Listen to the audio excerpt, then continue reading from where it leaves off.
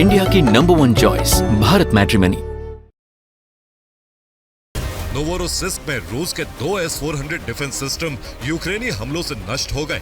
इन दोनों defence system के radar ध्वस्त हो गए और सिस्टम ने काम करना बंद कर दिया।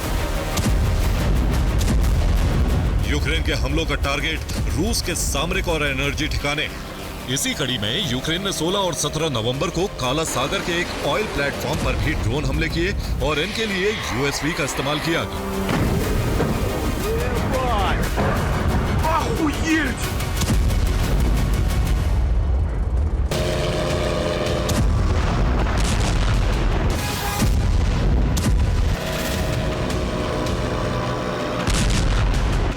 यूक्रेनी खुफिया एजेंसी का प्लान यही है कि यूक्रेन की सबसे बड़ी ताकत एडवांस ड्रोन का पूरा फायदा उठाया जाए।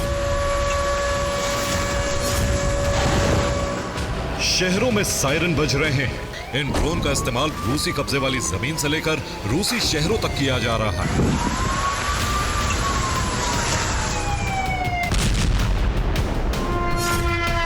यूक्रेन ने रूसी कब्जे वाले डोनेट्स्क के कई इलाकों में ड्रोन हमले किए।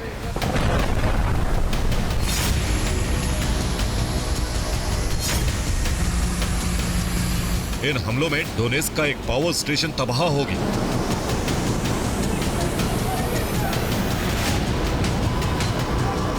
शाइकिने इलेक्ट्रिक सब स्टेशन के तबाह होने से 20 वर्ग किलोमीटर के इलाके में ब्लैकआउट हो गया।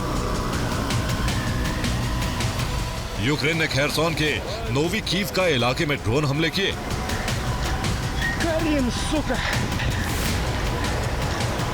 इन हमलों में रूस के एक बक और M3 surface to air missile system खाक हो गए। ज़ेपोरिजिया में यूक्रेन ने ड्रोन हमले करके रेलवे लाइन को ध्वस्त कर दिया। इससे रूसी सेना की बारूदी सप्लाई कट गई। यूक्रेन ने रूसी कब्जे वाली जमीन के साथ साथ रूसी शहरों पर भी हमले किए।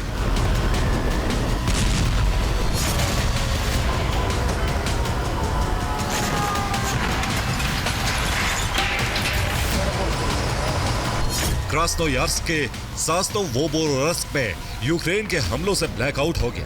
यूक्रेन के ड्रोन हमलों से कुर्स्क का जेनकम पावर प्लांट भी तबाह हो गया। पोक्रोवस्क में रूसी मोर्चे से लेकर रूस के शहरों तक यूक्रेन ने USV और UAV का इस्तेमाल किया है। खास बात यह है कि यूक्रेन ने इस बार एक नए ड्रोन का इस्तेमाल किया है।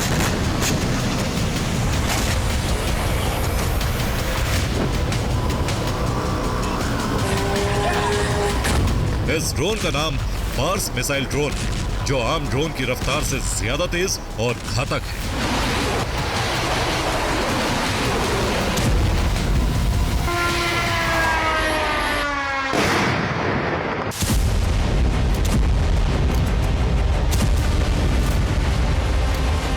यूक्रेन का प्लान है कि रूस पर उस जगह हमले किए जाएं जिससे उसकी सेना की ताकत और संसाधनों पर असर पड़े, क्योंकि सीधी जंग में यूक्रेन रूसी सेना के सामने टिक नहीं पा रहा है।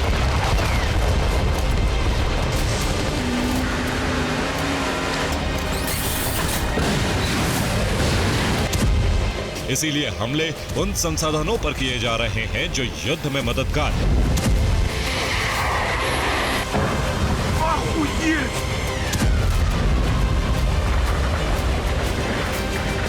अगर तेल सप्लाई, बिजली सप्लाई और रेल नेटवर्क बाधित होते हैं तो रूसी सेना की ताकत पर इसका असर पड़ना तय और इससे आगे बढ़ने की रफ्तार भी कम होगी। ब्यूरो रिपोर्ट, TV9 भारत वर्ष। इंडिया की नंबर 1 चॉइस भारत मैट्रिमनी।